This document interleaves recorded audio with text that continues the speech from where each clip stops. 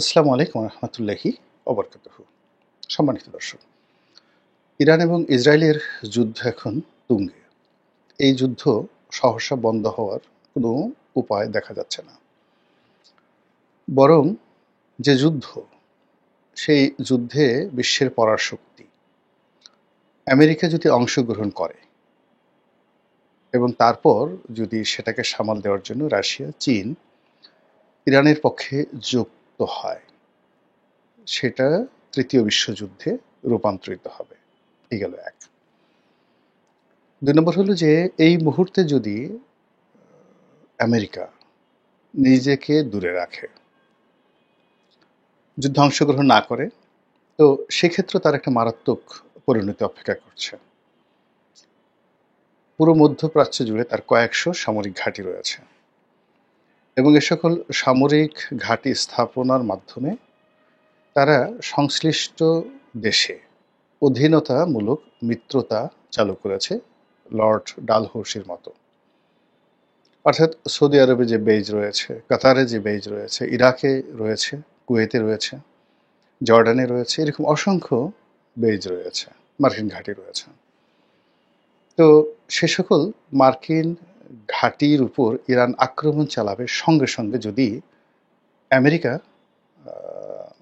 সরাসরি যুদ্ধে অংশগ্রহণ করে, অর্থাৎ তার কোনো বেস থেকে বা মূল ভূখণ্ড থেকে অথবা তার যে রণতরী থেকে সেই ইরানের উপর আক্রমণ চালায়। তো সেক্ষেত্রে পরিস্থিতির কথা চিন্তা করুন যে ইরান খুব দ্রুত ইরাক দখল করে নিতে পারবে এবং ইরাকের জনগণ ঠিক এই সুযোগের অপেক্ষায় বসে আছে। তারপর জর্ডান।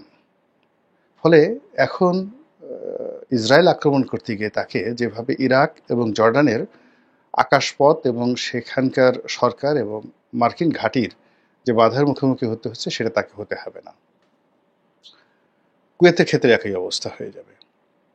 আবার অন্যদিকে যদি আমেরিকা এই মুহূর্তে সেটা গ্রহণ না করে, অর্থাৎ যুদ্ধে অংশগ্রহণ না করে, তাহলে এই ঘাঁটিগুলোর ভবিষ্যৎ নিয়ে যেভাবে সমস্যা হবে, আর উপসাগরীয় দেশগুলো আমেরিকার বন্ধুত্বের ব্যাপারে আশাবাদী হবে না যে তারা কঠিন এবং ঘোরতর বিপদের দিনে ইসরায়েলকে সহযোগিতা করেনি, তো আমাদেরকে কি আর করবে।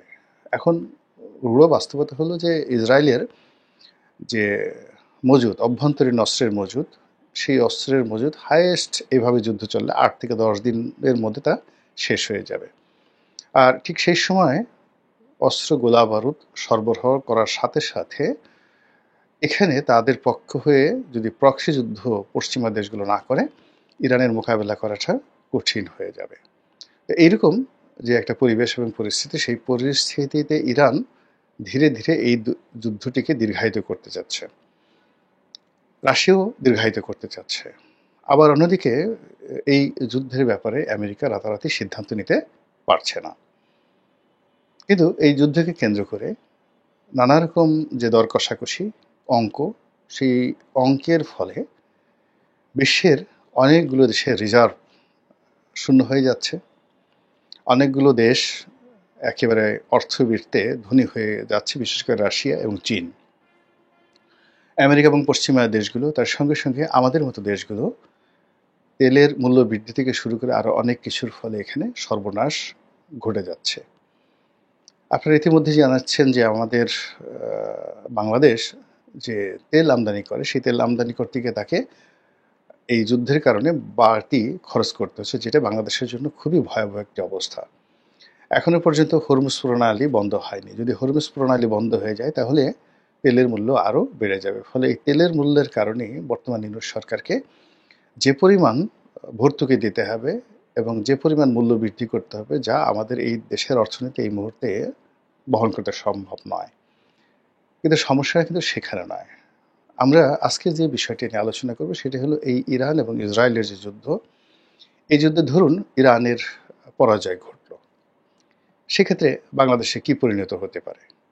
আর ধরুন ইরান আর ইসরায়েলের মধ্যে আরও ২ মাস যুদ্ধ চলল, তাহলে কি হতে পারে? আর সর্বশেষ হলো, ইরান যদি পরাজিত হয়, আমেরিকা এবং ইসরায়েল যদি টিকে যায়, তাহলে কি হতে পারে আমাদের দেশের রাজনীতিতে? এখন যারা ক্ষমতায় আছেন, মানে ডক্টর মোহাম্মদ ইউনূসের সরকার, তাদের উপর পশ্চিমাদের একটা আশীর্বাদ রয়েছে, অর্থাৎ ইউরোপীয় ইউনিয়ন এবং আমেরিকার। যদি ইসরায়েল জিতে যায় তাহলে ডক্টর মোহাম্মদ ইউনূসের সরকারের ক্ষমতা বেড়ে যাবে, দীর্ঘায়িত হবে, এবং তাদের সাথে একটা টুঃশব্দ কেউ করতে পারবে না। সেক্ষেত্রে বিএনপির কপাল রীতিমতো পুড়বে। এই গেল প্রথম সমীকরণ। দ্বিতীয় সমীকরণ হলো যে after doctor Mohammad Yunus alternative হবে ভারত এবং আওয়ামী লীগ। আপনারা জানেন যে মোসাদের একেবারে ঘনিষ্ঠতম বন্ধু হলো ভারত। তো এক্ষেত্রে ইসরায়েলের জয় মানে ভারতের বিজয়। আর ভারতের বিজয় যখন হবে তখন তারা সঙ্গতির কারণে এখানে আওয়ামী লীগকে রাজনীতিতে পুনর্বাসিত করতে চাইবে, শেখ হাসিনাকে এখানে ঢুকাতে চাইবে, অথবা যারা ক্ষমতায় থাকবে সেটা ডক্টর মোহাম্মদ ইউনূস কিংবা বিএনপি, তাদের সবাইকেই সীমাহীন আনুগত্য দেখাতে হবে ভারতের প্রতি। এটা হলো ইসরায়েল যদি জয়লাভ করে। অন্যদিকে যদি ইরান জয়লাভ করে যায়, ইসরায়েল নেই, তো সেক্ষেত্রে যেটি হবে, আমাদের এই অঞ্চলে ভারতের প্রভুত্ব কমে যাবে। আমেরিকা নড়াচড়া করতে পারবে না আগামী কয়েক মাস কেন, বছরও এই অঞ্চলে তার নিজের দেশে ট্রাম্পের বিরুদ্ধে মানে মানুষ রাস্তায় নেমে আসবে তার এই ভুল সিদ্ধান্তের জন্য, এবং আমেরিকান ইকোনমি তছনছ হয়ে যাবে যদি ইরান বিজয়ী হয়। আর সেক্ষেত্রে ডক্টর মোহাম্মদ ইউনূস এবং বর্তমান সরকারের নাম নেওয়ার মতো মানে কিছু থাকবে না, পালানোর মতো কোনো জায়গা থাকবে না। এবং পুরো পরিস্থিতি, ইরান বিজয়ী হলে পুরো পরিস্থিতি অটোমেটিক্যালি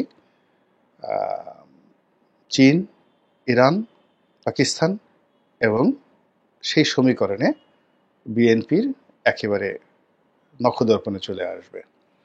এখন যেভাবে এশরাক নগর ভবন দখল করে সেখানে মেয়রগিরি করতে চাচ্ছে, আর তখন সারা বাংলাদেশ বিএনপি যেভাবে বলবে ওভাবেই হবে। এখন সেই সুযোগটি বিএনপি কীভাবে কাজে লাগাবে, তার জন্যই বিএনপিকে এখন থেকে প্রস্তুতি নিতে হবে, ভীষণ রকমভাবে প্রস্তুতি নিতে হবে যে যদি সুসময় আসে সেই সুসময়টাকে কীভাবে কাজে লাগাতে হবে। আপনারা জানেন যে পর্বতে ওঠার সময় যতটা না সমস্যা হয় তার চেয়ে বেশি সমস্যা হয় নামার সময়। সিঁড়ি উপরে ওঠার সময় যতটা সমস্যা, নামার সময় কিন্তু শরীর ইনব্যালেন্স থাকে, ভীষণ রকম ইনব্যালেন্স থাকে। ওঠার সময় মানুষ পড়ে যায় না, কিন্তু নামার সময় মানুষ পড়ে যায়। তো কাজেই বিরূপ পরিস্থিতিতে বিএনপি বলেন, আওয়ামী লীগ বলেন, যে কোনো দলে রাজনৈতিক বন্ধন থাকে সুদৃঢ়, এবং সেই রাজনীতি কখনো ভেঙে যায় না। কিন্তু যখন সুসময় আসে, জোয়ার আসে, জোয়ারে মানুষ কাণ্ডজ্ঞান হারিয়ে ফেলে। নতুন জোয়ার আসলে যেভাবে দেখা যাচ্ছে যে মাছ লাফাতে থাকে, ছোট ছোট মাছ ডিম পাড়তে থাকে, বাচ্চা হতে থাকে, এবং জেলেরা মনের আনন্দের মাছ ধরতে থাকে, তেমনি রাজনীতিতে যখন সুসময় আসে সেই সুসময়টা যদি ঠিকমতো বরণ করে নেওয়ার মতো প্রস্তুতি না থাকে তাহলে সব কিছু এলোমেলো হয়ে যায়। যেভাবে আগস্ট মাসের 5 তারিখের পর 2024 সনে এনসিপি, ছাত্র জনতা, ডক্টর মোহাম্মদ ইউনূস এবং বিএনপি, তাদের কারোরই একটু প্রস্তুতি ছিল না, ফলে সবাই মারাত্মকভাবে কিন্তু ক্ষতিগ্রস্ত হয়েছে দীর্ঘমেয়াদে। সেই তুলনায় জামাত তুলনামূলকভাবে তাদের প্রস্তুতি ছিল, তুলনামূলকভাবে তারা অন্যান্য রাজনৈতিক দলের চেয়ে ভালো আছে। তো কাজে আবার যখন একটা সুযোগ আসছে বা একটা পরিবর্তন অনিবার্য, এই মানে ইরান এবং ইসরায়েল যুদ্ধের ফলে যে সমীকরণ আসে, সেই সমীকরণে কারোর জন্য গলার কাটা, কারোর জন্য ফুলের মালা, কারোর জন্য পৌষ মাস, কারোর জন্য সর্বনাশ। এখন যাদের জন্য সর্বনাশ তাদেরকে সর্বনাশের জন্য প্রস্তুতি থাকতে হবে, যাদের জন্য পৌষ মাস তাদের জন্য পৌষ মাসের পিঠা পুলি পায়েস খাওয়ার জন্য তাদেরকে প্রস্তুতি থাকতে হবে। তো যেটা বলছিলাম যে যদি ইরান বিজয়ী হয় তাহলে পুরো পরিস্থিতিটি বিএনপির হাতে চলে আসবে, একেবারে অ্যাজ ইট ইজ। ইলেকশন হোক বা না হোক, রাজনীতি চলুক বা না চলুক, পুরো দেশের কর্তৃত্ব তাদের হাতে চলে আসবে, এবং এটা বড় জোর 15 দিন থেকে 1 মাস থাকবে। যেভাবে আগস্ট মাসের 15 তারিখ থেকে সেপ্টেম্বর মাসের 15 তারিখ পর্যন্ত বাংলাদেশে এমন একটা পরিস্থিতি বিরাজ করছিল যে ওই সময় ইচ্ছা করলে যে কোনো মানুষ, মানে 3টে দল, সেটা এনসিপি, ডক্টর মোহাম্মদ ইউনূস, জামাত এবং বিএনপি, তারা ইচ্ছে করলে একে অপরের সাথে প্রতিযোগিতা করে নিজেদের অবস্থান সুদৃঢ় করতে পারত, কিন্তু তারা সেটা না করে জোয়ারের টানে যে যার মতো করে তারা নিজেদেরকে ভাসিয়ে দিয়েছে। ফলে আজ সবাই শক্তি হারিয়ে ফেলেছে এবং মূল ভূখণ্ড থেকে স্রোতে তাদেরকে এমন একটা জায়গাতে নিয়ে গেছে, ওখান থেকে পুনরায় আবার জোয়ার বা ভাটা না আসলে তারা কেন্দ্রে আসতে পারবে না। ধরুন চাঁদপুরের মাছ, সেটা জোয়ারের টানে একেবারে সেই জোয়ার তো বঙ্গের থেকে আসে, তো চাঁদপুর থেকে সোজা সেই চলে আসছে ওই যমুনা ব্রিজের ওখানে সিরাজগঞ্জে।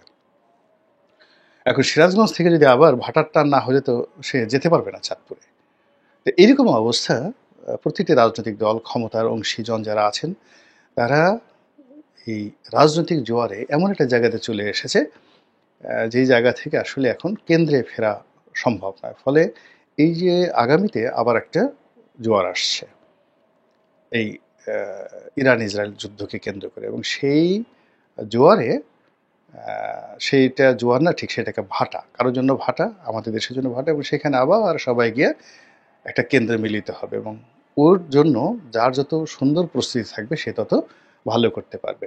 তো সেক্ষেত্রে যেটা যদি বললাম যে আমেরিকা যদি জিতে যায়, ইসরায়েল যদি জিতে যায়, তাহলে পুরো পরিস্থিতি ডক্টর মোহাম্মদ ইউনূসের নিয়ন্ত্রণে চলে আসবে। এখন সেই নিয়ন্ত্রণে তিনি যদি আনতে পারেন সব কিছু, সেনাপ্রধান বলেন, ক্যান্টনমেন্ট বলেন, বঙ্গভবন বলেন, বিপ্লবী সরকার বলেন, সব কিছু তার হুকুমে চলবে, এভরিথিং ফর 1 মান্থ।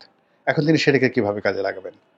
যখন যেটা তিনি পারছেন না, তিনি এখন তার খুব রাগ হচ্ছে, এরশাকে গ্রেপ্তার করতে তিনি চাচ্ছেন, কিন্তু তিনি পারছেন না।